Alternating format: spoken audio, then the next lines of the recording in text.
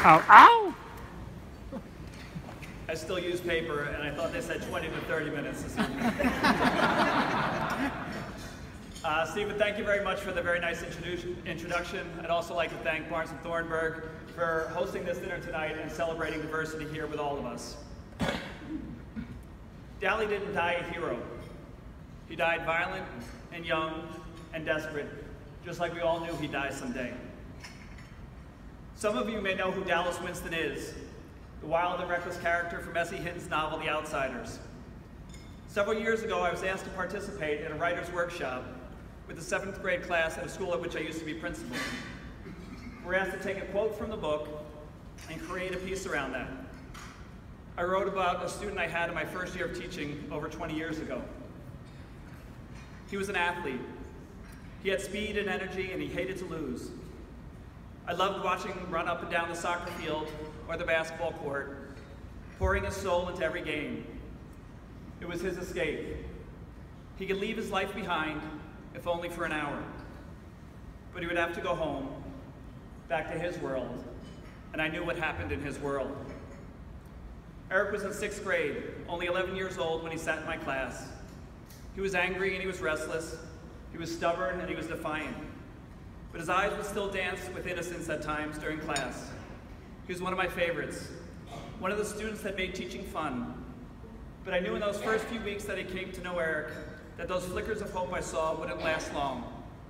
They would be replaced by anger, and I knew where this anger would lead. The story ends several paragraphs later with Eric's name replacing that of Dally. Eric didn't die a hero. He died violent and young and desperate, just like we all knew he'd die someday. And thinking about that first year in the classroom, I remember being filled with passion and energy. I was going to change the world. I was going to be the difference in the lives of children like Eric. Teaching is a vocation. It's not simply a job.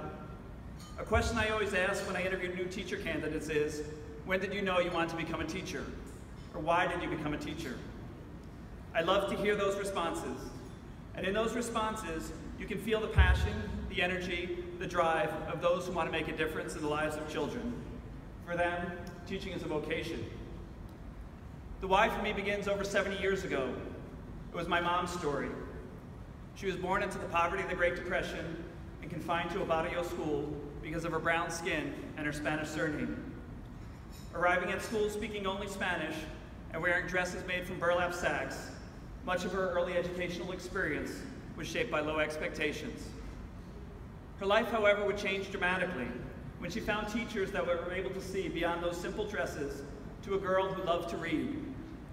Through literature and a teacher's encouragement, my mom would travel the world through books and dare to dream of the possibilities that lay beyond the boundaries of her neighborhood. Those teachers believed in my mom and continued to push her.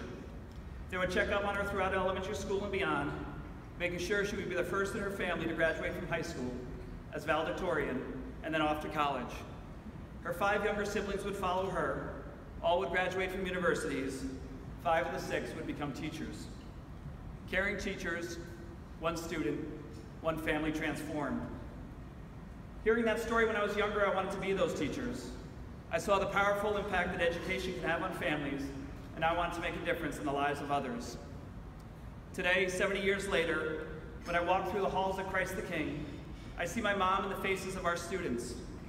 I see my wife Norma and her sister Yidma here tonight, also first-generation college students, reflected in their desire to stand apart from the crowd and to work harder than many of their peers in pursuit of their dreams. I also see far too many Erics, restless and frustrated and angry by limited access to opportunity and the isolation of poverty. I'm blessed to work at a school like Christ the King. I'm surrounded by teachers and administrators who believe in the potential of our students and have their own great answers as to why they work with our young men and women. For many of you here tonight, your passion lies not in education, although you understand its value. Your passion may be the law, healthcare, the church, politics, or accounting. But you too can share your passion, your energy with our young people. Christ the King is a Jesuit college preparatory school in the Austin community on the west side. Along with our sister school, Cristo Rey, and the Pilsen community, represented by Tony Ortiz here, their president, we have a unique corporate work study program. Just as my mom learned about the world outside her barrio through books, our students get to explore the corporate world through our internship program, working 5 days a month at offices across the city in the Chicagoland area that not only pays for their education, but hopes to build bridges to worlds of opportunity. These opportunities, working alongside many professionals like you here tonight, produce the sparks that will hopefully ignite their passions and inspire them to achieve great things. Looking around the room and talking to people earlier in the night, many of our corporate partners are here tonight. Barnes & Thornburg hires a team of students from Cristo Rey here in Chicago, and I believe also in Indianapolis. Constellation Brands, Blue Cross Blue Shield, Marsh, Advocate Hospitals hire and mentor students from both schools. Thank you and others for the hope you provide and the opportunities you share with our students. Our city continues to face many challenges. There are still far too many young men like Eric that have been lost to the violence that plagues the West Side and other areas of our city. We must not lose hope or the resolve to confront these challenges. I will end with one of my favorite Muhammad Ali quotes. Impossible is just a big word thrown around by small men who find it easier to live in the world they've been given than to explore the power they have to change it. Impossible is not a fact, it is an opinion.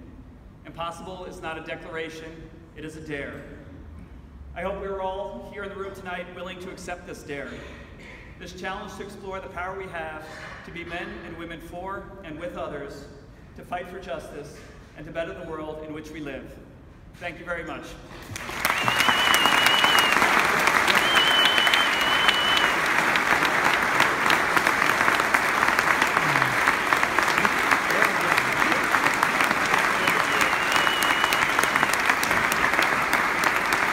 Running off the stage, Jesus, slow down.